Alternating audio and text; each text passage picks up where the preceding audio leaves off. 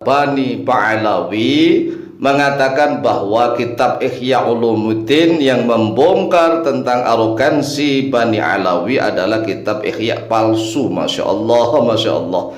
Sampai segitunya menuduh kitab Ihya Ulumuddin palsu gara-gara di dalam kitab Ihya membongkar habis-habisan tentang arogansi Bani Alawi. Kemudian ada lagi yang mengatakan bahwa nggak mungkin Imam Al-Ghazali rahimahullah ta'ala membongkar tentang arogansinya Bani Alawi. Kalau memang ada, mana tunjukkan, buktikan, begitu. Kemudian mereka mengatakan nggak ada dalam kitab Ihya juz 3 halaman 373, nggak ada begitu katanya. Oleh sebab itulah mari kita tunjukkan apakah benar kitab Ihya Ulumuddin ini palsu ataukah asli, begitu. Coba kalau masalah halaman tergantung cetakan ya, cetakan mana nih? Cetakan dalam negeri ataukah cetakan luar negeri?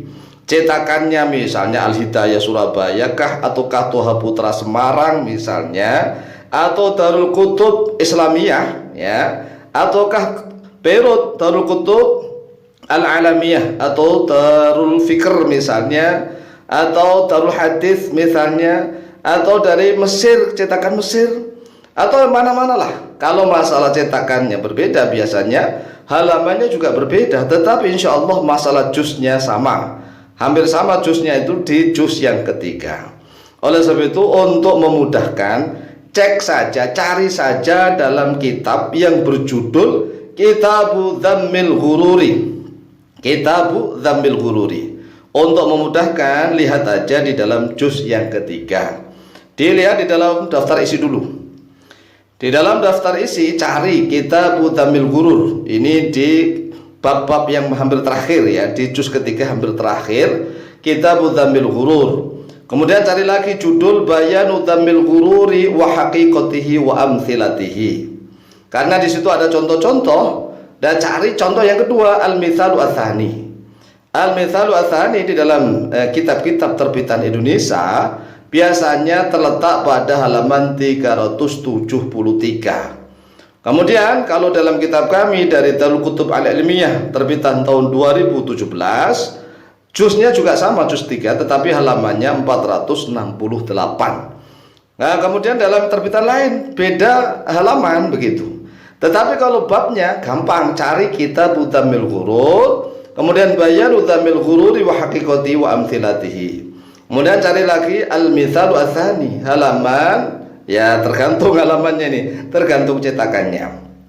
Kemudian cari redaksi pertama, Ghururul Usati minal mu'minina biqaulihim. Ghururul Usati, tipu dayanya orang-orang yang ahli maksiat, minal mu'minina, dari jenisnya orang-orang yang beriman. Ini contoh yang kedua. Kalau contoh yang pertama bisa dilihat juga ya. Ini kita contoh yang kedua, Al-Mithalu Ats-Tsani. Kemudian sampai kepada Imam Al-Ghazali mengatakan ila anqal wa rubbama kana mustanitu rojaihim atamassuka. Nah begini, bisilahi atau bisolahi, di dalam satu naskah pakai sin, bisilahi berarti bermakna senjata. Di dalam banyak naskah bisolahi pakai sod, berarti bermakna dengan kebaikan. Kalau dibaca pakai sin, bisilahil abai, dengan senjata bapak-bapak, ya kan? Kalau pakai sod, bisolahil abai, dengan kebaikan bapak-bapak mereka, wa'luwi rutbatihim, dan ketinggian derajat mereka. Kemudian di situ jelas Imam Al-Ghazali rahimahullah ta'ala menuliskan contoh keghtiraril alawiyati, seperti tipu dayanya Alawiyah. Lah siapakah si Alawiyah yang dimaksud? Ya tidak lain tidak bukan turunan daripada Sayyidina Ali bin Abi Thalib karamallahu wajhah. Ini jelas, gak usah ditakwil yang macam-macam. Cari saja, kalau seandainya misalnya di kitab ente nggak ada kata-kata keghtiraril alawiyati, ya cocokkan dengan kitab yang lainnya. Ya oleh sebab itulah, wahai para ustadz, para kiai, para ajengan, para kangkang santri, coba dicek juga di dalam kitab Ihya, apakah Imam Al-Ghazali menuliskan keghtiraril alawiyati binasabihim ataukah tidak, seperti tipu dayanya Alawiyah binasabihim, dengan nasab mereka. Jadi ini kan jelas kaghtiraril alawiyati begitu. Seperti tipu dayanya Alawiyah binasabihim pada nasab mereka. Sudah ada contoh Alawiyah, ada contoh nasab. Masih ditakwil lagi. Kalau ta'assub buta, ta'assub itu apa arti? Asobiyah itu fanatik buta. Ini tidak akan jernih dalam beragama. Maka tolong jangan terlalu fanatik buta. Ini Imam Al-Ghazali di banyak kitab ya terbitan Ihya juz 3 sama ada kata-kata kaghtiraril alawiyati binasabihim. Kemudian wa mukhalafatu sirati abaihim. Kalau dibaca mukhalafatu rafa berarti wawunya wawu hal, jumlahnya jumlah haliyah. Tapi kalau dibaca mukhalafati jar berarti wawunya wawu atof, diatofkan kepada kaghtiraril alawiyati binasabihim wa ka mukhalafati, tetapi lebih bagusnya ini adalah wawul haliyah. Dalam keadaan berbedanya perjalanan hidup bapak-bapak mereka. Ya, bi mukhalafatihim, ada mengatakan wa mukhalafatihim. Lah, di dalam satu naskah wa mukhalafati sirati abaihim. Di banyak naskah wa mukhalafatihim, mukhalafatuhum boleh. Ada langsung diidhofahkan mudhof ilaih. Lah kalau sini maksudnya mudhof ilaihnya mukhalafatuhum begitu. Wa mukhalafatuhum atau wa mukhalafatihim. Tapi di dalam satu naskah yang kami tulis ini wa mukhalafati sirati abaihim. Nah, kalau lebih baliknya wa mukhalafatuhum sirata abaihim, berarti sirotannya menjadi maf'ul bih dari mukhalafatuhum begitu.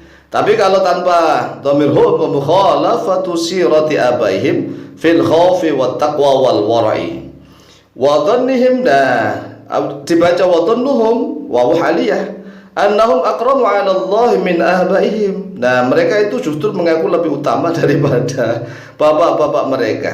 Ilan qol, sampai Imam Al-Ghazali mengatakan faqiyasu syaitani lil alawiyati.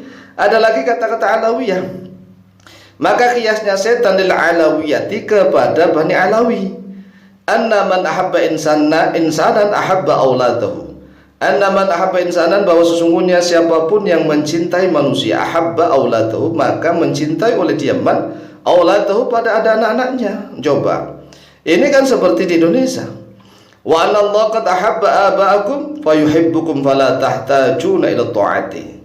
Dan sesungguhnya Allah telah mencintai bapak-bapak kalian, maka mencintai kalian fala tahtajuna, maka tidak butuh orang yang mencintai itu ila ta'ati, kepada ketaatan. Ini kan keblinger, maghrur namanya, dolun mudillun. Dolun artinya orangnya sesat, mudillun artinya menyesatkan orang lain. Ini kan sangat bahaya. Kemudian Imam Al-Ghazali meneruskan tulisannya wayansa al-maghruru, dan lupa al-maghruru oleh orang yang ditipu daya. Anna Nuhan alaihissalam, pada kisah Nabi Nuh alaihissalam, arada, yaitu menginginkan oleh Nabi Nuh, ayastahibba waladuhu, pada sekiranya menyertai, sahibah itu artinya menjadi sahabat ya, waladuhu oleh anaknya Nabi Nuh, ma'ahu besertanya Nabi Nuh fi safinati, di dalam perahu. Falam yurid, lalu tidak ingin oleh anaknya. Fakana, maka ada oleh anaknya Nabi Nuh minal mughraqina, yaitu termasuk orang-orang yang ditenggelamkan.